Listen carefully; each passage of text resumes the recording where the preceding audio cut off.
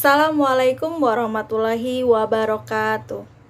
Alhamdulillahirabbil alamin, wassalatu wassalam asrofil anbiya'i war mursalin wa ala alihi washabihi ajmain, amma ba'du. Alhamdulillahirabbil alamin. Bagaimana kabar antum semua? Di pagi hari ini mudah-mudahan selalu dalam keadaan sehat walafiat. Amin amin ya robbal alamin. Alhamdulillah, pada pertemuan sebelumnya kalian sudah belajar tentang lapisan-lapisan bumi, di mana lapisan bumi itu terdiri dari 3 lapisan, yaitu pertama adalah lapisan atmosfer, yang kedua adalah lapisan litosfer, dan ketiga adalah lapisan hidrosfer. Berbicara tentang bumi, pasti erat juga hubungannya dengan langit. Hari ini kita akan belajar mengenai benda-benda yang ada di langit. Apa yang biasanya kita kenal tentang tata surya? Jadi, apa sih yang dimaksud dengan tata surya? Apa yang dimaksud dengan tata surya? Jadi, tata surya itu adalah susunan benda-benda langit yang terdiri dari matahari sebagai pusat tata surya. Ada planet-planet, komet, meteorit, asteroid yang bergerak mengelilingi matahari. Baik, pada pembahasan kali ini, Ibu akan membagi menjadi 4 bahasan. Yang pertama adalah mengenai tentang sistem tata surya. Yang kedua, Ibu akan membahas mengenai tentang kondisi bumi. Yang ketiga, Ibu akan membahas mengenai tentang kondisi bulan. Dan yang keempat, Ibu akan membahas mengenai tentang gerhana. Pada pembahasan pertama, Ibu akan membahas tentang sistem tata surya, di mana ada 6 benda langit yang ada dalam sistem tata surya. Benda langit yang pertama adalah matahari. Matahari adalah bintang yang berupa bola gas panas dan bercahaya yang menjadi pusat sistem tata surya. Matahari memiliki 4 lapisan. Lapisan matahari yang pertama adalah inti matahari. Pada inti matahari ada sumber energi matahari. Lapisan yang kedua adalah fotosfer. Pada fotosfer, radiasi matahari keluar dan terdeteksi sebagai sinar matahari. Lapisan yang ketiga adalah kromosfer. Kromosfer ini terlihat seperti gelang merah yang mengelilingi bulan pada waktu gerhana matahari total. Dan lapisan yang terakhir adalah korona. Suhu pada korona ini sangat panas yang mencapai 1 juta Kelvin. Benda langit berikutnya yang ada dalam sistem tata surya adalah planet. Planet adalah benda langit yang tidak bisa memancarkan cahaya sendiri. Cahaya yang berasal dari planet diterima dari bintang. Planet terdiri dari planet dalam dan planet luar. Planet dalam atau sering disebut dengan planet terestrial memiliki letak yang dekat dengan matahari dan ukurannya kecil. Yang termasuk dalam planet dalam adalah planet Merkurius, Venus, Bumi, dan planet Mars. Sedangkan planet luar atau sering disebut dengan Jovian itu kebalikan dari planet dalam, yaitu letaknya jauh dari matahari dan ukurannya lebih besar. Yang termasuk planet luar adalah Jupiter, Saturnus, Uranus, dan Neptunus. Planet dalam dan luar ini dipisahkan oleh namanya sabuk asteroid. Benda langit yang selanjutnya adalah komet. Komet adalah benda langit yang mengelilingi matahari dengan orbit yang sangat lonjong. Nah, komet memiliki 3 bagian. Ada inti komet. Inti komet ini berbentuk kecil dan padat, tersusun dari debu dan gas. Yang kedua adalah koma. Koma adalah kabut di sekitar inti, dan bagian terakhir adalah ekor komet. Arah ekor komet selalu menjauhi matahari karena ada dorongan yang berasal dari angin dan radiasi matahari. Benda langit kelima yang ada di dalam sistem tata surya adalah meteoroid. Meteoroid adalah potongan batu atau puing-puing logam yang mengandung unsur besi dan bergerak di luar angkasa.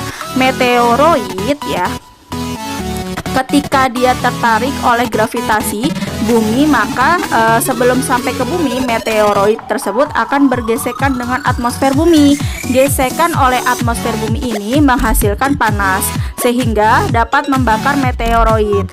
Nah, meteoroid terbakar habis nih setelah atmosfer bumi disebut meteor. Sedangkan yang tidak habis terbakar oleh atmosfer bumi dan jatuh ke bumi disebut dengan meteorit. Nah, ini adalah salah satu contoh kawah akibat dari meteorit yang jatuh ke bumi kita 364 tahun yang lalu di Australia. Dan benda langit yang terakhir akan kita bahas adalah asteroid. Asteroid adalah potongan-potongan batuan yang mirip dengan materi penyusun planet. Sebagian besar terletak di antara Mars dan Jupiter yang disebut dengan asteroid. Setelah kita membahas tentang sistem tata surya, pada pembahasan kedua, Ibu akan membahas tentang kondisi bumi. Yang pertama adalah tentang bentuk bumi. Sebagian besar dari kalian pasti tentu akan menganggap bumi itu bulat. Apakah bumi bulat? Nah, sebenarnya bumi tidak benar-benar bulat, melainkan sedikit lonjong. Hal ini dibuktikan ketika astronot melihat dari atas terdapat sedikit tonjolan di khatulistiwa dan terdapat bagian bumi yang rata dengan kutubnya, sehingga dapat disimpulkan bahwa bumi terbentuk sedikit lonjong. Selanjutnya, Ibu akan membahas tentang pengaruh rotasi bumi dan revolusi bumi. Di sini ada sebuah video pembelajaran mengenai tentang rotasi bumi dan revolusi bumi. Mohon diperhatikan.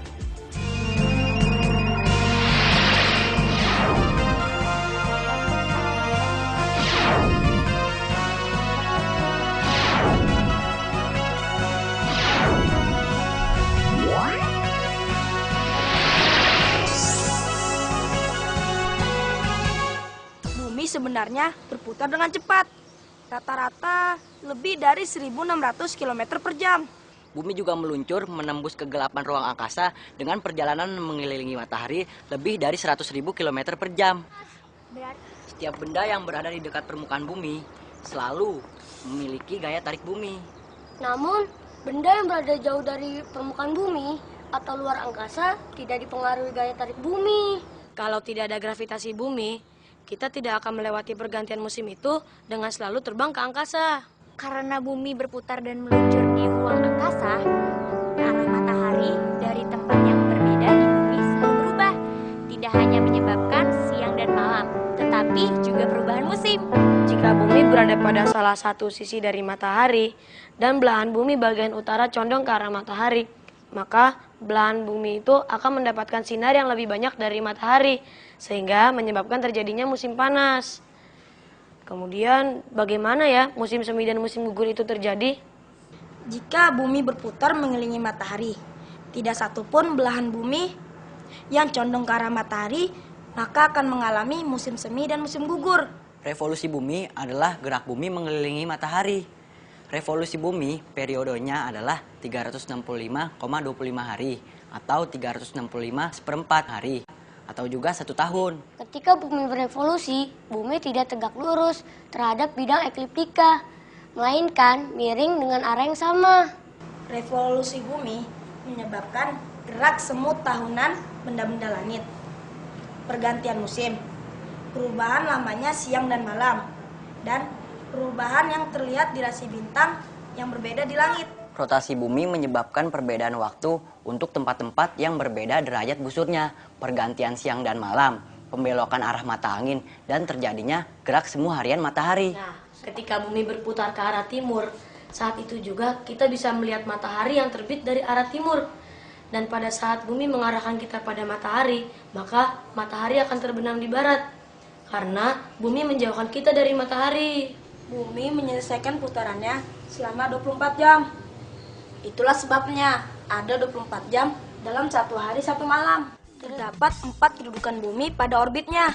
Pertama, tanggal 21 Maret sampai tanggal 21 Juni, di mana kutub utara bumi condong ke arah matahari. Sedangkan kutub selatan bumi menjauhi matahari. Yang menyebabkan belahan bumi utara mengalami musim semi. Sedangkan yang menyebabkan belahan bumi selatan mengalami musim gugur. Yang kedua, tanggal 21 Juni sampai tanggal 23 September, kutub selatan menjauhi matahari dan kutub utara mendekati matahari.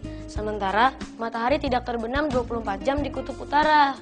Sedangkan kutub selatan mengalami malam sepanjang hari. Akibatnya, belahan bumi utara mengalami musim panas dan belahan bumi selatan mengalami musim dingin. Yang ketiga, tanggal 23 September sampai dengan 22 Desember, belahan bumi utara mengalami siang lebih lama daripada malamnya.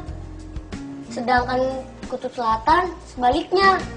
Nah, kemudian yang keempat, tanggal 22 Desember sampai 21 Maret, kutub selatan condong ke arah matahari sehingga mengalami musim panas. Dan sebaliknya, kutub utara mengalami musim dingin karena letaknya jauh dari matahari. Setelah mengetahui kondisi bumi, pembahasan selanjutnya saya akan membahas tentang kondisi bulan. Bulan adalah benda langit yang terdekat dengan bumi sekaligus satelit bumi. Bulan ini tidak dapat memancarkan cahayanya sendiri, sehingga cahaya yang didapat dari bulan berasal dari matahari.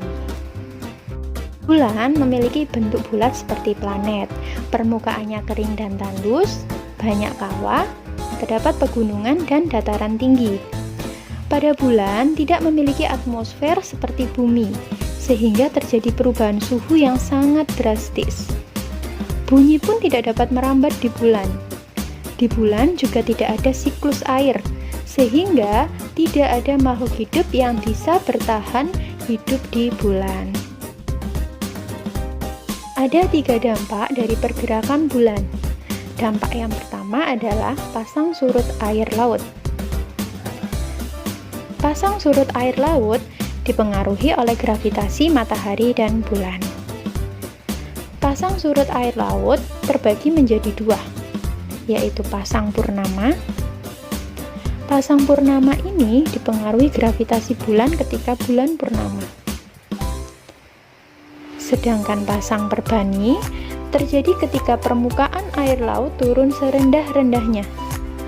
Pasang perbani dipengaruhi oleh gravitasi bulan dan matahari yang saling tegak lurus. Dampak yang kedua dari adanya pergerakan bulan adalah adanya pembagian bulan. Ada 2 pembagian bulan. Yang pertama adalah sideris. Sideris memiliki kala revolusi sepanjang 27,3 hari. Pembagian bulan yang kedua adalah sinodis. Kala revolusi sinodis adalah sepanjang 29,5 hari. Pembagian bulan sinodis ini digunakan sebagai dasar penanggalan Komariah atau penanggalan Islam. Dampak yang terakhir dari adanya pergerakan bulan adalah adanya fase bulan. Ada 5 fase bulan. Fase yang pertama adalah bulan baru. Bulan baru terjadi ketika bulan berada di antara bumi dan matahari. Bulan yang menghadap matahari akan terang, sehingga bulan yang menghadap bumi akan gelap. Fase yang kedua adalah bulan sabit. Terjadi ketika bagian bulan yang terkena sinar matahari sekitar 1/4. Yang ketiga adalah bulan separuh. Terjadi ketika bagian bulan yang terkena sinar matahari sekitar 1/2. Yang keempat adalah bulan cembung. Bagian bulan yang terkena sinar matahari sekitar 3/4. Dan yang terakhir adalah bulan purnama. Bulan purnama terjadi ketika semua bagian bulan terkena sinar matahari. Sebelum menginjak ke pembahasan terakhir, saya ingin bertanya dulu kepada kalian. Pernahkah kalian melihat ketika siang-siang tiba-tiba matahari menghilang dari langit, sehingga suasana berubah menjadi gelap, kemudian matahari muncul kembali dan memunculkan sinarnya. Apakah kalian pernah mengalami kejadian seperti itu? Nah, jika kalian pernah mengalami kejadian seperti itu, berarti yang sedang kalian lihat adalah sebuah gerhana. Gerhana terjadi ketika posisi bulan dan bumi menghalangi sinar matahari, sehingga bumi atau bulan tidak mendapat sinar matahari. Gerhana juga merupakan akibat dari pergerakan bulan. Ada dua jenis gerhana, yaitu gerhana matahari dan gerhana bulan. Gerhana matahari terjadi ketika bulan berada di antara matahari dan bumi. Ketiganya terletak dalam satu garis lurus. Ada 3 kemungkinan gerhana matahari. Yang pertama adalah gerhana matahari total. Gerhana matahari total terjadi pada daerah-daerah yang berada di bayangan inti, sehingga cahaya matahari tidak tampak sama sekali. Gerhana matahari total ini terjadi sekitar 6 menit. Yang kedua adalah gerhana matahari cincin. Gerhana matahari cincin terjadi pada daerah yang terkena lanjutan umbra. Pada gerhana matahari cincin, matahari terlihat seperti cincin. Yang terakhir adalah gerhana matahari sebagian. Gerhana matahari sebagian terjadi pada daerah yang terletak di antara umbra. Umbra ini adalah bayangan gelap yang terbentuk selama terjadi gerhana. Dan penumbra. Penumbra ini adalah bayangan kabur atau remang-remang yang terbentuk selama terjadinya gerhana. Sehingga pada gerhana matahari sebagian ini, matahari hanya terlihat sebagian. Jenis gerhana yang kedua adalah gerhana bulan. Gerhana bulan terjadi ketika bumi berada di antara matahari dan bulan. Gerhana bulan ini terjadi hanya saat bulan purnama. Gerhana bulan dibagi menjadi gerhana bulan total, yaitu ketika seluruh bagian bulan masuk dalam daerah umbra bumi. Gerhana bulan sebagian terjadi apabila sebagian bulan berada pada bayangan umbra bumi dan sebagian lagi berada pada penumbra bumi. Sedangkan gerhana bulan penumbra terjadi saat bulan tepat berada di bayangan penumbra bumi. Pada saat itu, bulan hanya akan tampak sedikit redup dari biasanya. Alhamdulillah, materi sudah selesai. Mari kita tutup pembelajaran kali ini dengan doa kafaratul majlis. Subhanakallahumma wa bihamdika asyhadu alla ilaha illa anta astaghfiruka wa atubu ilaik. Wassalamualaikum warahmatullahi wabarakatuh.